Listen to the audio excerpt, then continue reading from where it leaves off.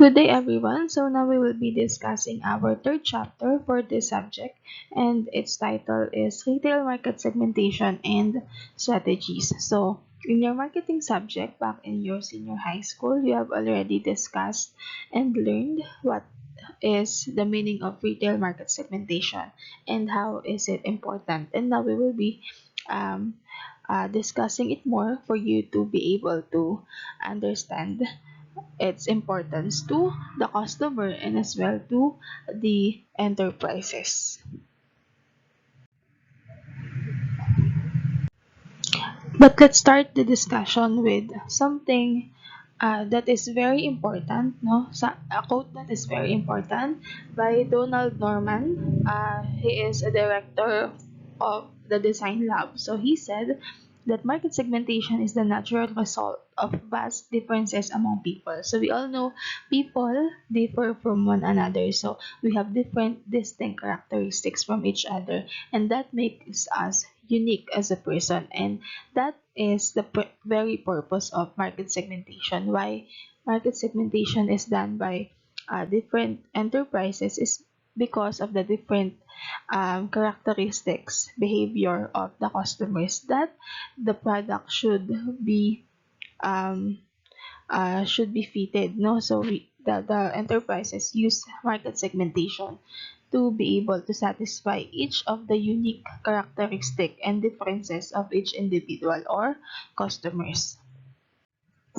Okay, so market segmentation gives a clear understanding of the retail customers' requirements. So, with a clear understanding of market segmentation, the retail managers and marketing personnel can develop strategies to reach out to the customers with specific needs and preferences. That is why there are different sections sa mga supermarket, no? Sa mga department store, meron pang bata, meron pang matanda, meron din pang babae, pang lalaki, no? So that is because of the unique characteristics that we have. No? So, merong mga products na only for boys, merong mga products na only for girls. Halimbawa, yung mga menstrual cups, yung mga menstrual pads, no, which is solely for the unique need of women, no, for those kind of product, no. So that is why market segmentation is very important. It is very crucial, no, for a business enterprise na mag-create ng isang product or ng service na solely for a very unique market segment. Ano-ano pa ba yung mga unique market segment natin? So for example, the pregnant women, no?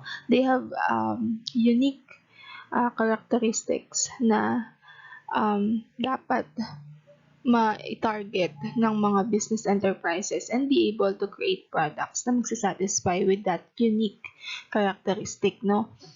So that is the sole purpose of market segmentation, to be able to create a good or a service that can satisfy a unique characteristic of customers, no? Because we have vast differences. So it is a process by which the customers are divided into identifiable groups based on their product or service requirements. So market segmentation is very useful for the marketing force of the retail organization to create a custom marketing mix for specific groups. So if you have already identified the characteristics of this segment, no, market segment na tinatawag, you can now create their own unique marketing mix, no. So halimbawa for those segment who belong to those health conscious, no, healthy living individuals, you can create your own marketing mix sa kanila. So when it comes to prices, of course, medyo mataas yung prices because these are all organic foods, no, organic products na for that specific market segment, no. So you have to create your own marketing mix for those market segments kasi nga they are different from each other. So they have different requirement for them to be able to be satisfied from your products na binibenta. So, for example, Venus is in the business of retailing organic vegetables. So she would prefer to invest her money for advertising to reach out to working and health conscious people who have monthly income of more than say $10,000. So sabi ko nga sa inyo that market segment which is kasi ngayon ang dami ng mga health conscious individual, healthy living individual, no, they prefer organic products, no, which is quite costly than the normal products, no. So for like for example Venus as a retailer of organic vegetables, syempre pag gagawa siya ng promotional strategy or promotional methods, she'll be able to invest her money, of course, in advertising that is uh, targeting the working and health conscious people na medyo may mataas na monthly income. Kasi kung meron kang need, halimbawa, you have the need for organic vegetables, you are now being a health conscious individual but you don't have the capacity to buy, therefore hindi din siya talaga mangyayari. So for business enterprises na may gantong klaseng products, of course yung mga may capacity to buy, hindi lang yung may need yung kanilang itatarget. Okay, so next we have the types of retail markets. So there are two types of retails. We have the organized retail and the unorganized retail. So ano ba ang kaibahan ng dalawa? Okay, first one is the organized retail. So organized retailing is a large retail chain of shops run with up-to-date technology, accounting transparency, supply chain management, and distribution systems. Example dito sa Pilipinas, SM, Robinson, Walter Mart, sila yung mga organized retailers, kasi meron na silang up-to-date technology. They have the technology, no, they have the accounting transparency, and then meron silang supply chain management from the producers, manufacturers down to the customers, no, and then yung distribution systems nila is updated. They have the inventory management system as well. How, on the other hand, we have the unorganized retail. So unorganized retailing is nothing but a small retail business conducted by an owner or a caretaker of the shop with no technological and accounting aids. Example, yung mga tindahan sa bayan and even sa Pinaod. These are unorganized retail. Maliliit na tindahan na hindi pa sila nag-a-adapt for accounting technology, no? Accounting aids and technology, no? So the following table highlights the points that differentiate organized retail from unorganized retail. Okay, so for the scale of operation, for organized retail, of course, large, no? Pagka unorganized retail, small lang. So based on the characteristic, pagka organized retail, usually these have chain of outlets, no? Kaya yung kanyang scale of operation, of course, is large. And on the other hand, pag unorganized retail naman, small lang, no? Scope of operation, nationwide for organized retail and local for unorganized. And then, kasi if unorganized retail would come up for nationwide or worldwide, hindi nila kakayanin because they only have small stores and they don't have the technological advancement and accounting aids. For employees, organized retail, of course, they need professionals, skilled, and trained. For unorganized retail naman, unprofessional, yung mga sa unorganized retail, di ba yung mga high school graduate, no, yung even elementary graduate or undergraduate, pwede sa kanila basta kaya magtuos, no, kaya magbenta. Pagka organized retail, they need professional, skilled, and trained, no. Yun yung kaibahan. And the number of stores, pag organized retail, chain of multiple stores. Unorganized retail naman is maximum of 2 to 3 outlets of the same owner within a city or across nearby cities. Example nito is Maliwat. No, siguro aware kayo with Maliwat. They have different outlet diyan sa bayan and meron din dito sa Pinaod, which makes them of having 2 to 3 outlets with the same owner. And then for ambience of store, pleasant and attractive for organized retail, no? And then, kaya nga gusto nating namimili sa SM, di ba? Sa Robinson, sa mga malalaking retail stores. Kasi nga, yung ambience is very pleasant. And kahit mag-window shopping ka, the experience is still there. And then, yung unorganized retail, lack of good ambience. Kasi nga, small stores. So, medyo masikip doon. So, hindi nagiging maganda yung experience.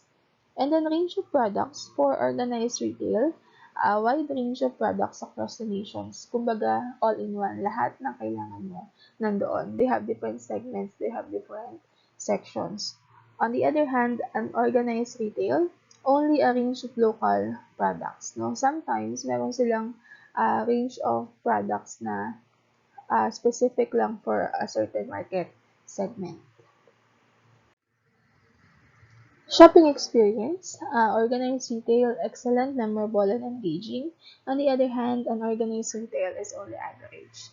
Bargaining, not possible na kasi yung kasi yung prices ay kumbaga they already have specific prices for each booth na hindi na pwedeng tumawad, no? So, yun talaga yung sa organized retail. And then for unorganized retail, possible si bargaining, no? Pricing varies according to personal effort. Minsan kasi pag magaling kang tumawad pagka sa mga unorganized retail, no? Sa mga maliit na stores, nagbibigay talaga sila ng discount. Source of merchandise, pag organized retail, directly from manufacturer or producer. Meron talaga silang specific market, manufacturer and producer na nagsusupport sa kanilang inventory.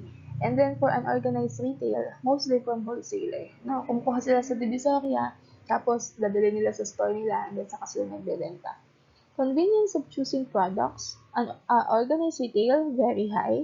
Customer can walk around and choose the product. Yun yung kagandahan talaga, lalo na yung malalaking retail store. Let's say, for example, si Pure Gold. Very,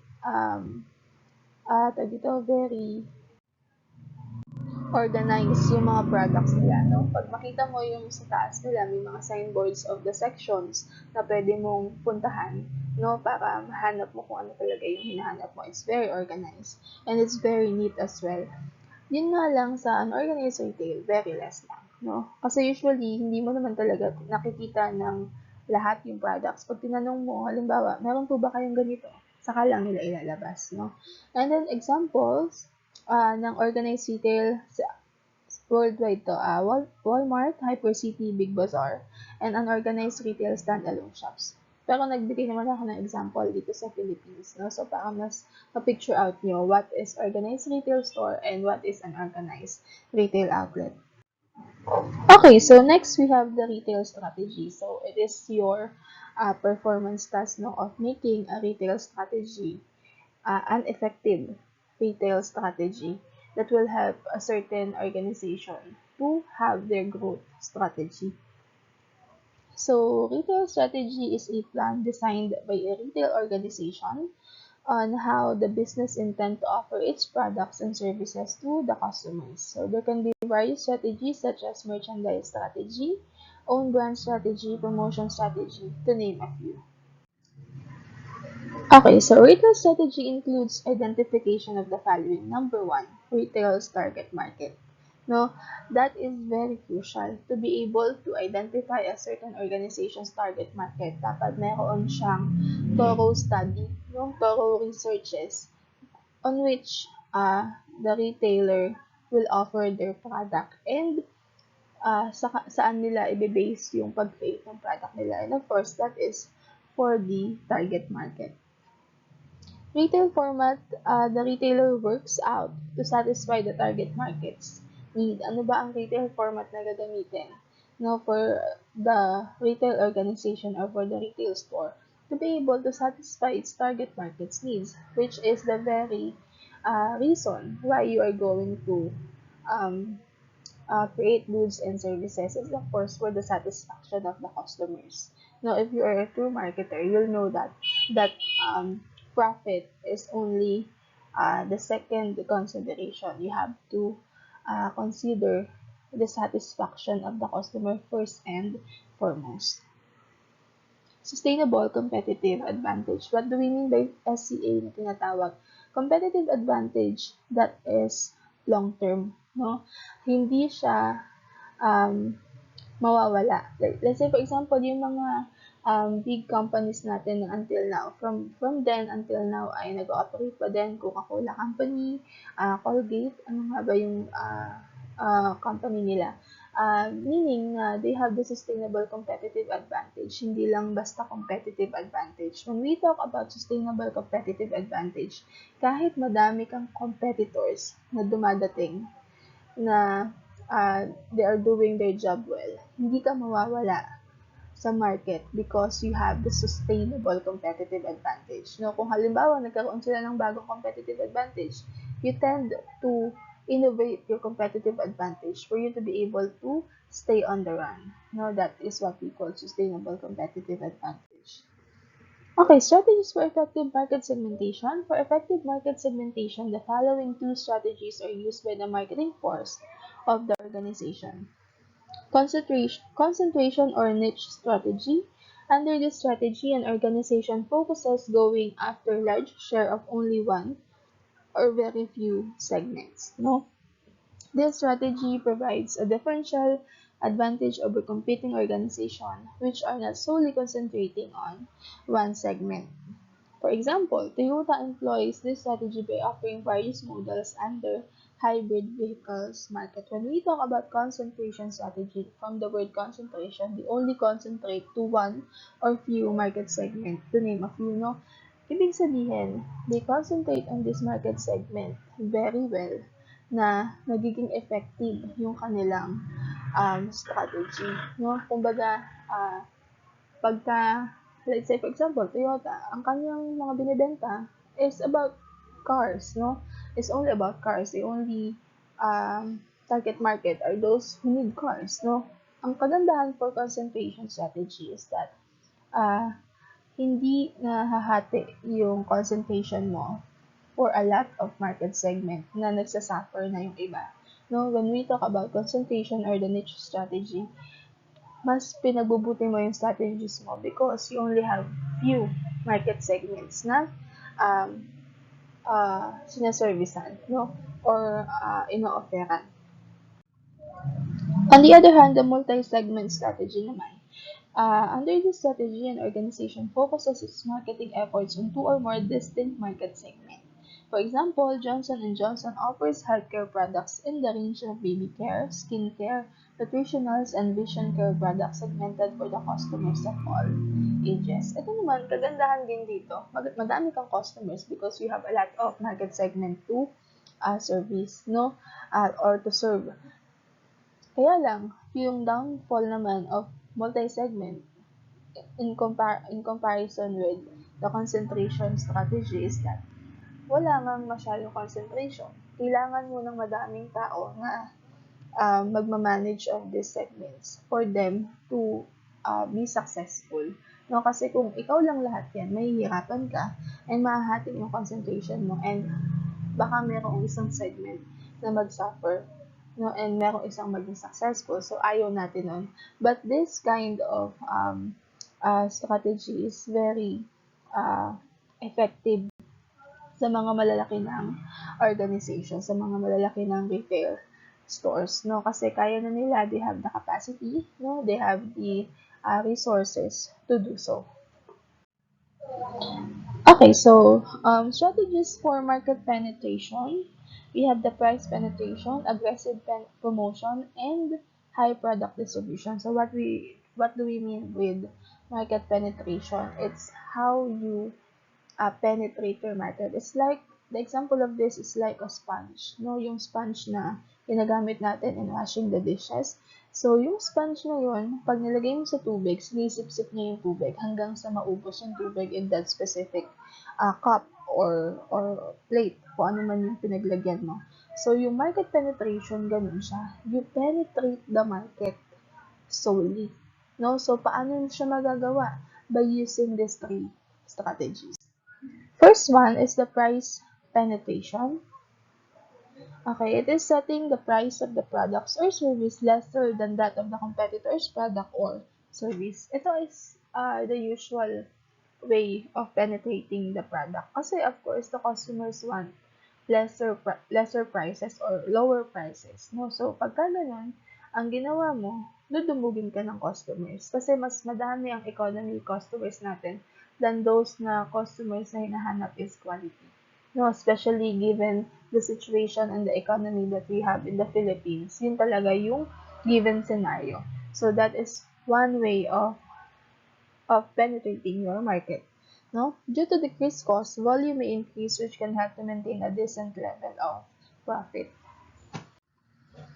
Next is aggressive promotion, increasing product or service promotion on TV, print media, radio channels, emails, pulls the customers and drives them to view and avail the product or service. Pagka lagi mo ding nakikita yung advertisements. Like, naririnig mo sa radyo, napapanood mo sa TV, nakikita mo sa flyers, nakikita mo sa magazine. They have aggressive promotion, which will convert that advertisement into sales and eventually into profit. So, by offering discounts, various buying schemes along with the added benefits can be useful in high market penetration. Next is the high product distribution. So by distributing the product or service up to the level of saturation helps penetration of market in a better way. Ito, pinakamagandang example for product distribution. Coca-Cola has a very high distribution. It is available everywhere from small shops to hypermarket. Kahit saan ka maghanap ng Coke, no, meron kang mabibili. So that is what we call high product distribution, which will eventually make the market penetrated. No, which is, ganun nga yung nangyari kay Coca-Cola. Na-penetrate na niya yung market na napakahirap na for new brands to enter the market because of the penetration na ginawa ni Coca-Cola. Okay, so I know you have heard already yung growth strategies na tinatawag by Igor Ansoff. No, so we'll be discussing it. So if a retail organization conducts SWOT analysis, alam niyo na din yan, you have the strength, weakness, opportunity, and threats, which is yung strength and weakness is internal to the organization and opportunity and threats are external. No, before considering growth strategies. So it is helpful for analyzing the organization's current strategy and planning the growth strategy. So before mo magawa yung growth strategy, before you plan for the growth strategy, you have to have a thorough study of the existing strategy of the organization by doing SWOT analysis. Okay, so we have the Ansoff's matrix, no? So it is an American planning expert named Igor Ansoff who developed this strategic planning tool, which presents 4 alternative growth strategies. So on one dimension, the vertical line is the market. We have the new and existing. However, the horizontal line is the product. We also have existing and new. Okay, so this matrix provides strategies for market growth. So here is the sequence of these strategies. First one is the market penetration. So you can see here, it in the illustration no, sa previous slide, it has the characteristic of existing customer and existing market. So meaning company focuses on selling the existing products or services in the existing market for higher market share. So ginagawa nila to, hindi sila gumagawa ng mga bagong products or hindi sila nagde-develop ng new market because they want higher market share. No? Next one is the market development. So it has the characteristic based on the illustration of new market and existing product. No, so meaning company focuses on selling existing products or services to new market or market segment. Sila naman yung gusto nilang magkaroon ng mas madaming market segment or mas madaming target market by creating new market and selling them their existing products. Next, product development. It has the characteristic based on the illustration of new product and existing market. So, company works on innovations in existing products or developing new products for the existing market. So, they are developing new product offering for their existing market to be able to generate higher profit and sales. And then last is the diversification. So company, it has a classification of new market and new uh, products. So company works on developing new products or services for new markets. They want to try something new and experiment it and then see kung um, merong potential yung market and as well yung product na i-offer nila. And that's all for our chapter 3 for this subject. So after the posting of this audio lecture, you'll be having to answer your quiz number 3 the next meeting. No, so thank you very much. God bless us all.